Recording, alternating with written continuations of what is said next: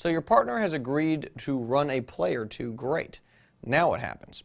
Well, if you guys run a play and it works, great. Rinse and repeat. Nothing too complicated there, right?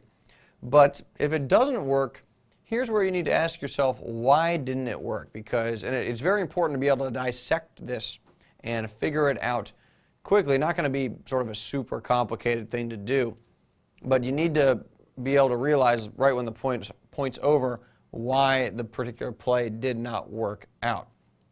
And the main reason is, did you lose the point because of the reason your partner was afraid of? So in other words, we go back to that objection. Did you lose the point because your partner, because of that objection? So passive Pete doesn't like to serve and come forward. Did you lose the point because the return went cross court and passive Pete got a tough volley and missed it, and that's why you lost? Well, if that's the case, that is going to reinforce the objection in your partner's mind. It's going to make them more resistant to run that play in the future. Obviously, that's not good, and it's also kind of a tricky thing to deal with. There's no silver bullet, so to speak, in terms of how you handle that. I mean, basically, the best you can do. Let's take another example. Let's say your partner's passive Pete again, and you guys got lobbed and you got beat. I think in a strategic situation, it's easier to say the guy hit a good shot. Look, let's stick with this a couple more plays. I don't think he's going to be able to pull this off. He just came up with the goods that particular time. I think that's easier to get away with than if somebody loses the point because they had to hit a shot they don't like. So passive Pete's coming forward. He doesn't like those low volleys. He's not good at them, and he misses that because I think that wears sort of psychologically a little bit more on a player, on you, on me. It's sort of in the back of your mind, oh, I hate these shots. I can't deal with them. And missing it's going to reinforce it and make it tough to want to move forward doing that. You can kind of feel it in a way, right? Like, I hate these shots. I don't like these shots, so I don't want to do that. So that's a little tougher to overcome, and there's not a good really way to handle it other than saying like, hey, the guy made a good shot, or hey, that was the worst possible shot you could get. I think you're going to, that was the worst possible shot you can get. You're going to get a lot of easy shots. Let's try this a couple more times, and I bet it's going to work out. And then hopefully it does. If you keep getting those tough shots, it's going to be difficult in passive Pete's case to keep doing that.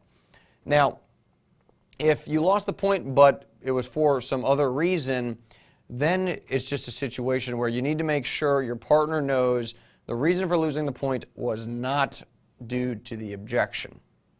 Okay, it was some other reason. Like let's say I convince you to run a play and then I miss the shot, or the guy rips a return down the line, or whatever. Any other reason that has nothing to do with the objection. So passive Pete doesn't want to come in, doesn't like the low volleys, serves, and then returner rips a shot at the net guy, and that guy misses it.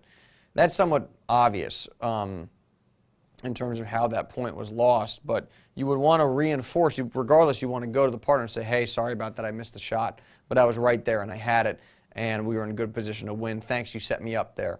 Good serve, whatever. Because, the main thing is you don't want your partner having that negative objection, the main objection, reinforced. That's really the key here. As long as that main objection isn't reinforced, he's going to be more willing to go along and try these plays again in the future. So it's important after the point to say, hey, we lost it because of some reason X other than the objection, or we lost it because of reason Y other than your main objection.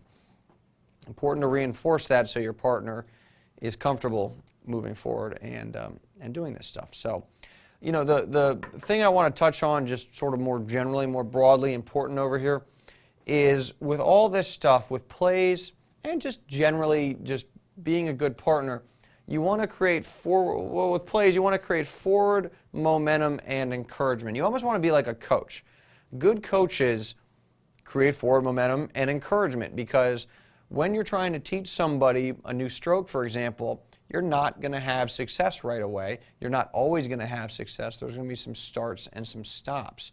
So when there's a stop, you still want to make sure that there's forward momentum. You want the person to sort of maybe be able to visualize where he's going. And that's going to be the same case with you with your partner. When you run plays, they're not always going to work. And if your partner's a little resistant, you want to make sure there's forward momentum there. You want to make sure there's encouragement there.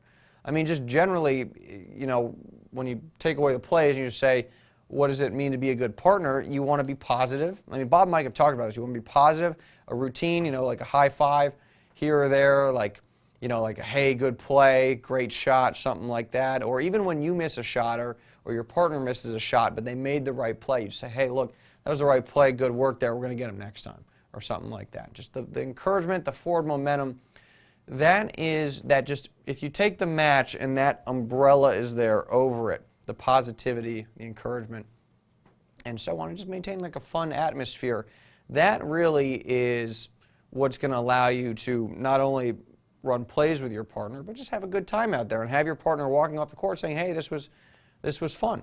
And to be honest, me personally, maybe you're different, but I doubt it. I bet you're like me. I like trying new stuff, especially when it works. If you get out of your comfort zone and you try a new play or you try something somebody recommends and it works, that is exciting. That's exhilarating, and that really is one of the things that makes tennis enjoyable. If it was the same all the time, then it wouldn't be nearly as interesting. Good thing about any given point is that there's going to be something that's a little bit different from the points that came before it. So positive attitude, forward momentum. Again, this goes back to liking too. I talked about it earlier. It's very obvious, like, oh, you want the person to like you, but I really think if you can have that basic stuff there, it's going to make having a new partner no problem. So with that in mind, I hope you enjoyed this bonus. I enjoyed putting it together for you. I think the concepts here are very different from your traditional tennis lesson. So I hope this was something new, and I hope you prosper from it greatly. So with that, thanks again for watching.